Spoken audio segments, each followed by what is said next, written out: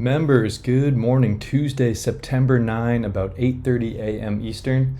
This might be a longer video today. There are some things I want to talk about, some big charts, big macro charts that I just want to talk through. Maybe get some feedback on as well, but just want to give you my perspective and let you guys know what I'm seeing and what I'm thinking about as we are in this crazy world, this crazy market, right? So here's Bitcoin on the daily. We're going to start out. So, as you know, we have this golden dome that is acting as resistance. We have the green big 80-day cycle, and then we have the shorter 30-day cycle, kind of a little heartbeat, little rhythm to the Bitcoin market. Again, thank you to David F. at Trading Hearst on X for putting these on my radar. Excuse me. So we are kind of making our way up in this 30-day cycle, and we're nearing a bottom on this 80-day cycle, right? So, we've put a trend line, like this blue trend line on the chart before, and it's failed us many times. So again, this is really just for an aesthetic, but the tops do line up with this little bottom right here, this little wick, and then this little wick right here. So I think it's worth pointing out.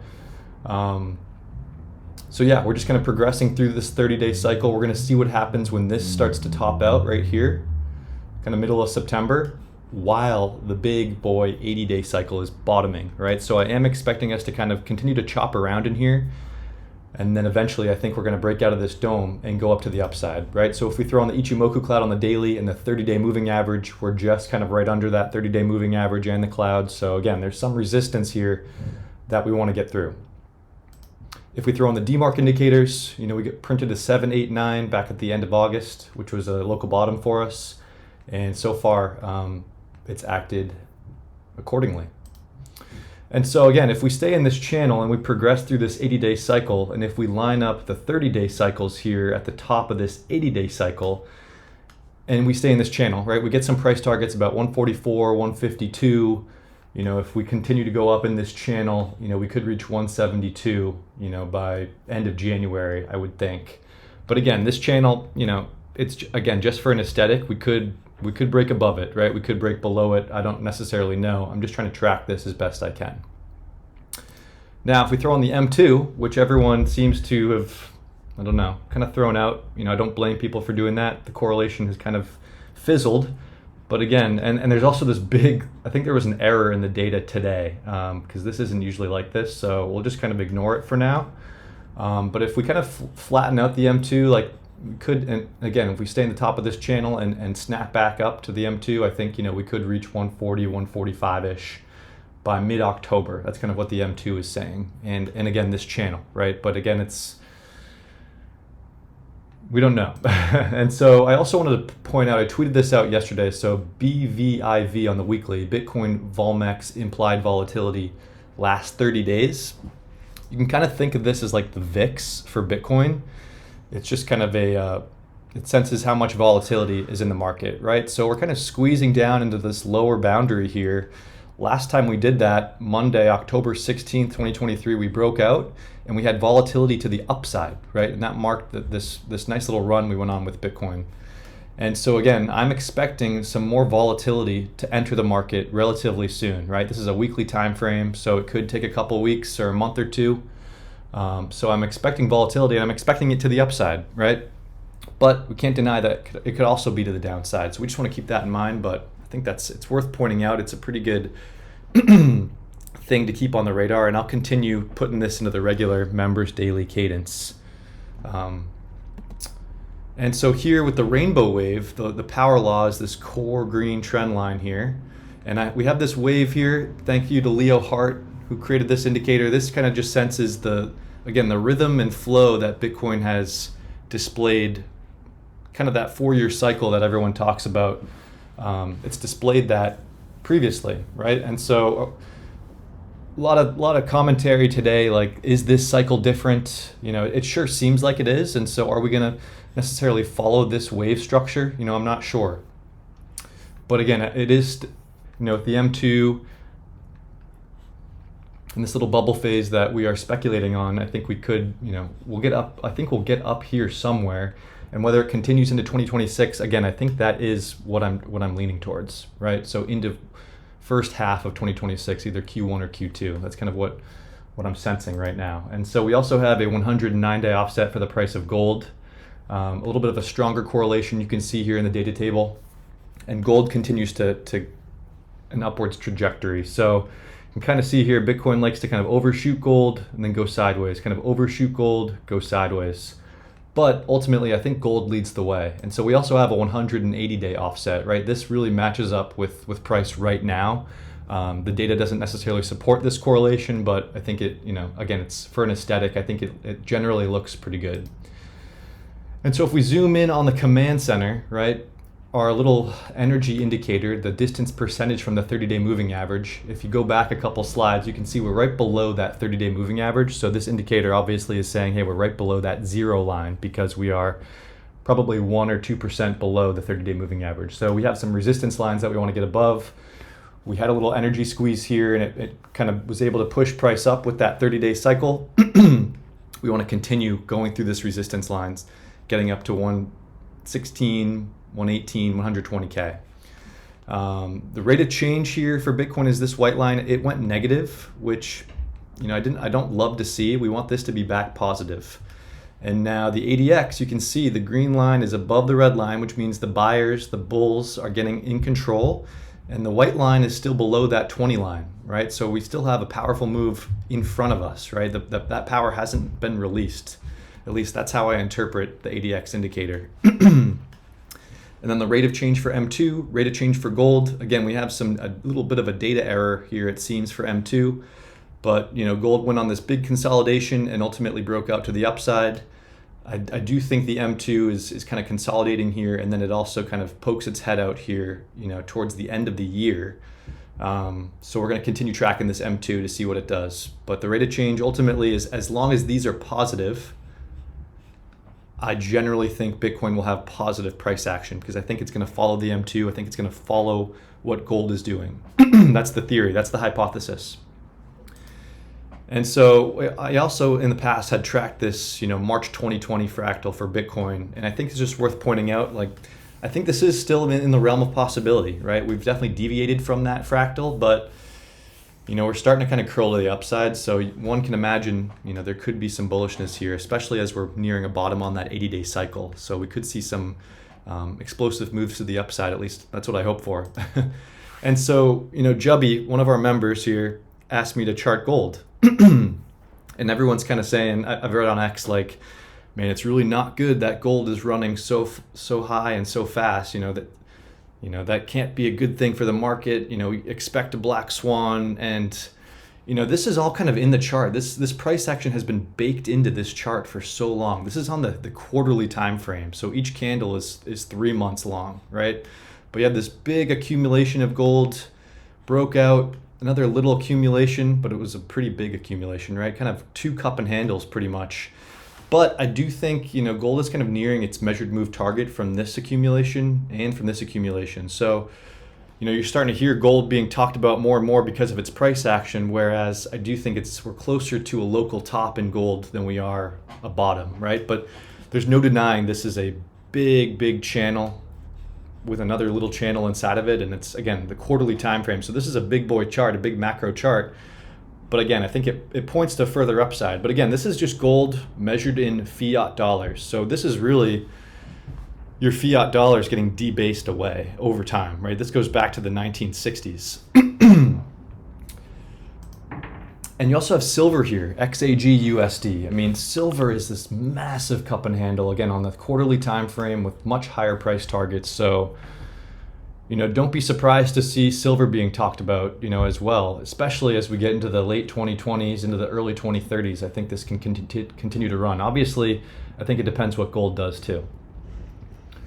And so that leads me to this chart. This is the S&P 500 measured in gold, again, on the quarterly time frame. Big boy chart, and then I've added in Bitcoin here. So Bitcoin was created, after the financial crisis in 2008, right? And it's only existed in this environment where the S&P 500 has been, outperforming gold. But I think when you zoom out on this chart, really the S&P 500 has just gone sideways against gold. Obviously, it's had some swings to the upside, swings to the downside.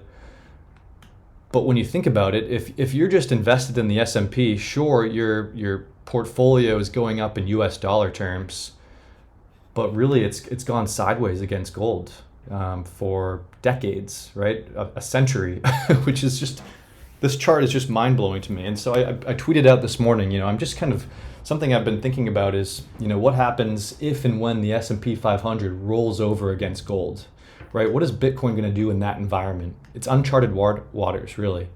But I do think, Bitcoin is the hardest, soundest form of money. It's money 3.0, as Money or Debt on X says.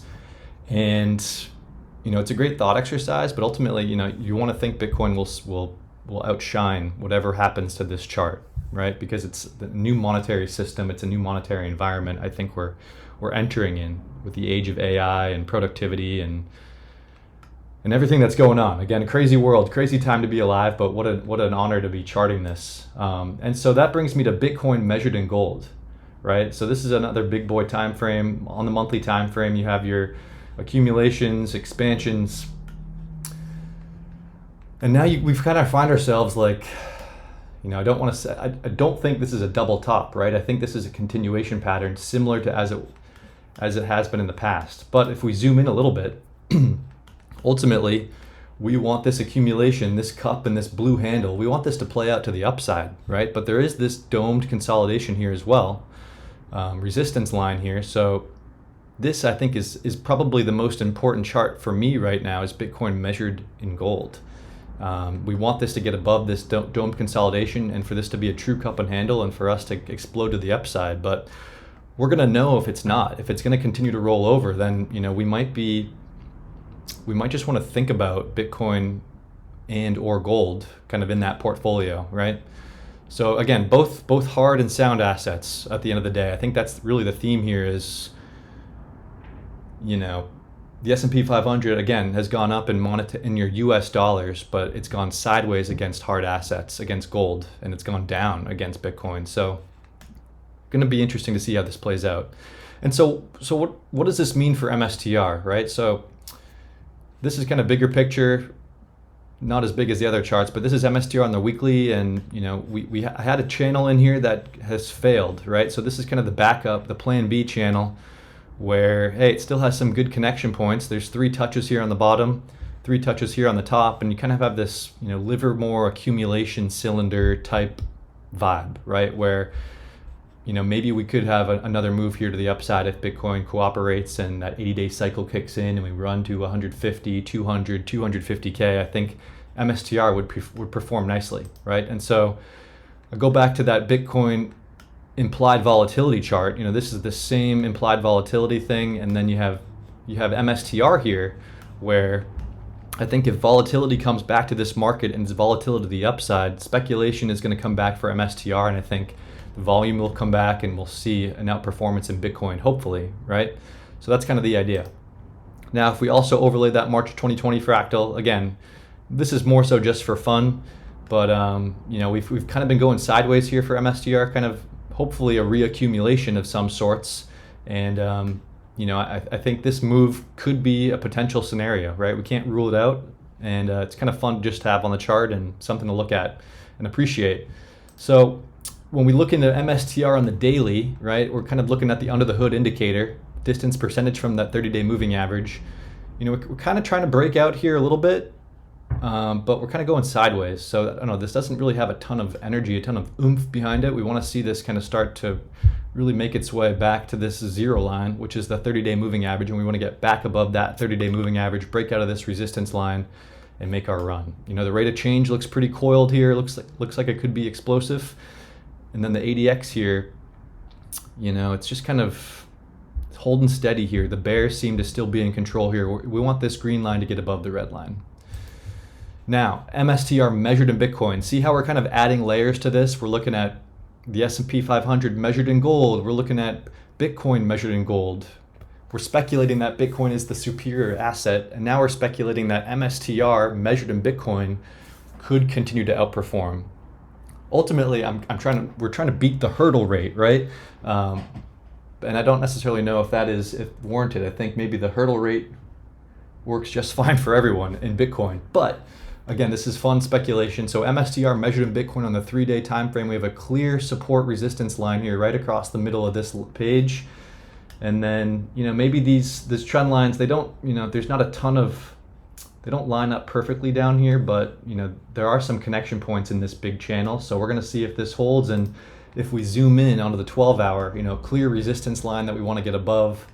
And this move looks like it's nearing completion. Again, this looks closer to a bottom than it does a top, in my opinion, right? So I would expect MSTR to outperform Bitcoin as long as we can get above this resistance line here and through this bigger one and continue running. So again, if we look under the hood, this is what gets me a little bit more excited about MSTR, right? The distance percentage from the 30-day moving average, kind of like an RSI, if you will. But see how we've made lower lows here, and then this is starting to diverge a little bit, and it looks like it's gaining strength here. So again, kind of squeezing into this corner. You'd love to see us kind of have some positive price action and get above these resistance lines. And then I think, again, that volatility will come back, and I think we'll see some positive things. And again, this just looks like a beach ball being held underwater, MSTR measured in Bitcoin on the 12-hour time frame. So guys, I hope this was helpful. Drop me a like if you found this helpful. I think I'm going to release this video to the public as well, just because it's a crucial macro talk conversation, right? I think this is more of a conversation we want to have. Is Bitcoin going to outperform gold, or is gold going to hold strong? But again, I think gold is kind of nearing its measured move targets here. We could see gold kind of start to take a break, or at least consolidate, and then I think money would rotate into Bitcoin, because I do think gold ultimately follows Bitcoin. So again, hope this was helpful, guys. Apologies for the longer video. You guys have a great Tuesday, and I'll see the members tomorrow.